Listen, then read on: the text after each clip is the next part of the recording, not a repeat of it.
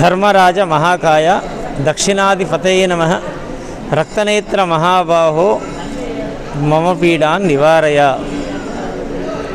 దాన ధర్మాలు చేయకున్నా ధర్మపురి తిరిగి రావాలి, ధర్మపురి తిరిగి వస్తే యమపురి ఉండదు అని ఒక నానుడి. ఎక్కడా లేనటువంటి యమధర్మరాజు ఈ క్షేత్రంలో కొలువై ఉన్నటువంటి ఈ క్షేత్రంలో మాత్రమే కొలువై ఉన్నారు. త్రిమూర్తుల యొక్క ఆజ్ఞ ప్రకారంగా ఈ తీర్థక్షేత్రానికి వచ్చేసినటువంటి భగవద్బంధువులకు ఎలాంటి అపమృత్యు దోషాలు రావద్దు అని సత్సంకల్పించి ఈ తీర్థక్షేత్రానికి వచ్చేసినటువంటి భగవద్బంధులకి ఈరోజు అనుభవిస్తున్నటువంటి అకాల మరణాలు, యాక్సిడెంట్లు, హత్యలు, ఆత్మహత్యలు ఇవన్నీ కూడా ప్రేరణ లేకుండా చక్కటి జీవితాన్ని కొనసాగించడానికి కొరకై త్రిమూర్తుల ఆజ్ఞ ప్రకారంగా ఇక్కడ భగవంతుడు యమధర్మరాజు వెలిసినటువంటిదిగా చారిత్రక ఆధారం. ఈరోజు యమద్వితీయ, ముఖ్యంగా యమద్వితీయ అనగా యమధర్మరాజు మరి యమునాదేవి తన సోదరి అయినటువంటి యమునాదేవి ఇంట్లోకి విందుకు ఆహ్వానిస్తుంది. నాయనా సోదరా, మరి నా ఆహ్వానం మన్నించి నా యొక్క హస్త భోజనానికి రావాలి మీరు అని చెప్పేసి ఆహ్వానిస్తే బాగా విచారం చేశాడు. సోదరి ఆహ్వానించింది కాబట్టి తప్పనకుండా వెళ్ళాలని ఆలోచన చేసి మరి ఎట్లా యమలోకానికి తాళం వేసి ఈరోజు యమున తన సోదరి అయినటువంటి యమునాదేవి ఇంటికి భగినీ హస్త భోజనానికి వెళ్ళినటువంటిదిగా చారిత్రక ఆధారం.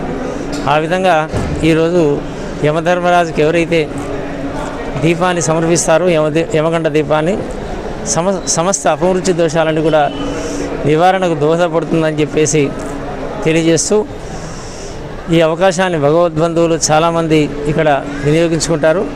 ఆ పరమాత్మని యొక్క పరిపూర్ణమైనటువంటి అనుగ్రహాన్ని పొంది సమస్త మృత్యుదోషాలని కూడా నివారించుకోవడానికి ధర్మపురి తీర్థక్షేత్రం ఎంతో ఉపయోగపడుతుంది. సమస్త అపమృత్యు దోషాలను కూడా తొలగిపోతాయి. పరిపూర్ణమైనటువంటి ఆయువు ఆరోగ్యాన్ని పొందే భాగ్యాన్ని మరి ఇక్కడ యమధర్మరాజుకి దీపాన్ని సమర్పించడం ద్వారా, యమధర్మరాజుకి అభిషేకం ద్వారా, యమధర్మరాజుకు ఆయుష్య హోమం, మహామృత్యుంజయ హోమం ద్వారా సమస్త దోషాలను కూడా తొలగిపోతాయని చెప్పి తెలియజేస్తూ సర్వే జనా సుఖినో భవంతు. పవనాశన పీఠాయ గౌతమి తీరవాసినే శ్రీమద్ ధర్మపురీశాయ శ్రీ నృసింహాయతే నమః. ధర్మపురి క్షేత్రంలో యమధర్మరాజు కొలువై ఉన్నారు. ఇది నవనారసింహ క్షేత్రంలో ఒకటి. ఇక్కడ దక్షిణ వాహినిగా గోదావరి నది ప్రవహిస్తున్నది. అదేవిధంగా నరసింహస్వామి దేవాలయ ఆవరణలో యమధర్మరాజు కొలువై ఉన్నారు.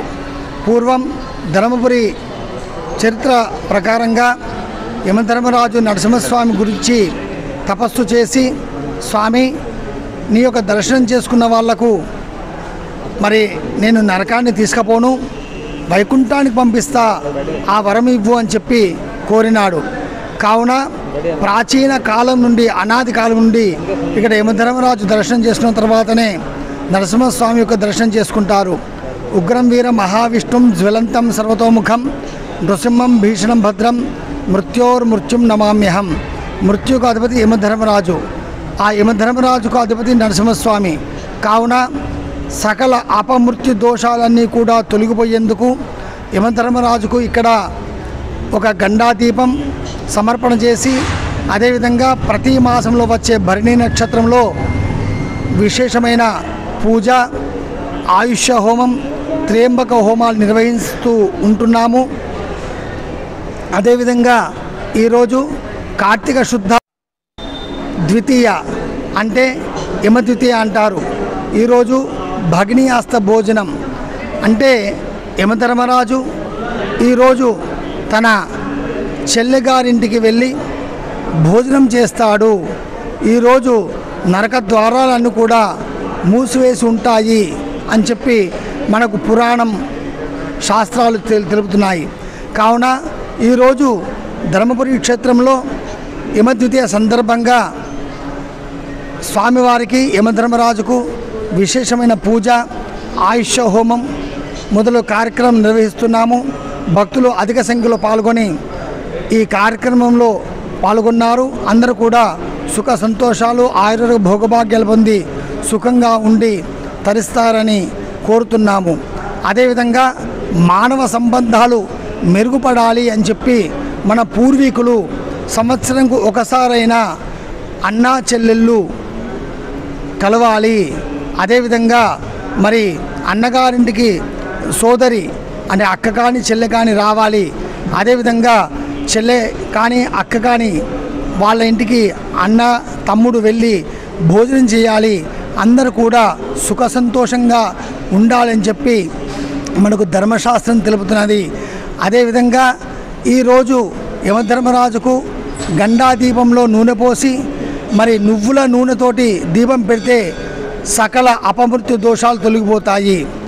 అదేవిధంగా యమధర్మరాజుకు సంబంధించిన శ్లోకం ధర్మరాజ మహాకాయ దక్షిణాధిపతే నమః రక్తనేత్ర మహాబాహో మమ పీడాం నివారయ అంటూ ఈ శ్లోకం చదువుతూ యమధర్మరాజుకు నూనె సమర్పణ చేయాలి. అదేవిధంగా అపమృత్యు దోషాలన్నీ కూడా తొలగిపోయేందుకు మృత్యుంజయాయ రుద్రాయ నీలకంఠాయ శంభవే అమృతేశాయ శర్వాయ మహాదేవాయ తే నమః. త్ర్యంబక మహాదేవ త్రాహిమాం శరణాగతః జన్మమృత్యు జరావ్యాధి పీడితం కర్మబంధనైః